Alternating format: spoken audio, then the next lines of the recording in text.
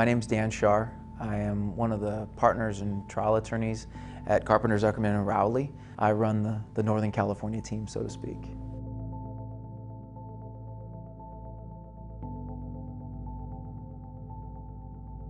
This was a case involving a car crash. It was a case where Yolanda, our client, was actually just heading down to the Santa Cruz Wharf, and there's an intersection at Branson 40 and Water, and unfortunately a taxi cab blew right through a red light and slammed into her driver's side. And at that point it sort of put Yolanda into a tailspin, and she had to undergo multiple surgeries, injections.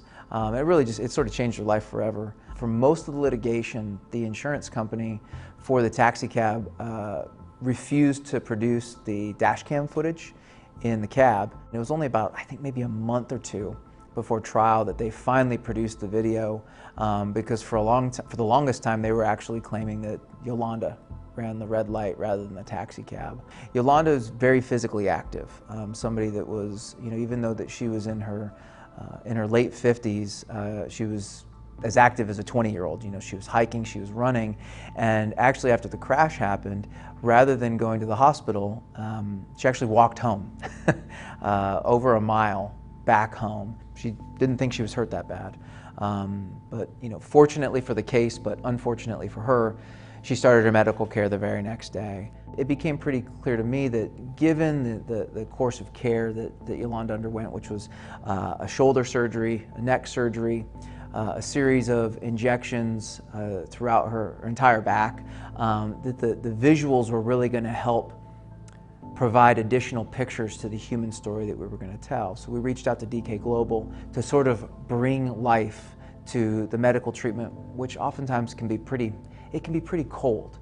It's when these doctors are describing the procedures, sometimes it's just very matter of fact, when in fact it's a very traumatic experience for the client. But I think the most powerful illustration for us was we had DK Global take all these injections that she underwent, which included not only radio frequency ablations, but also a series of epidurals and trigger point injections. And we had them illustrate on her back each of these injections with these separate syringes. And it turned out that I think Yolanda had the equivalent of like 77 different injections. And so it really helped bring to light how significant her injuries really were, and how much she was really trying to get better. It was a pretty quick trial. I think evidence lasted about 3 days.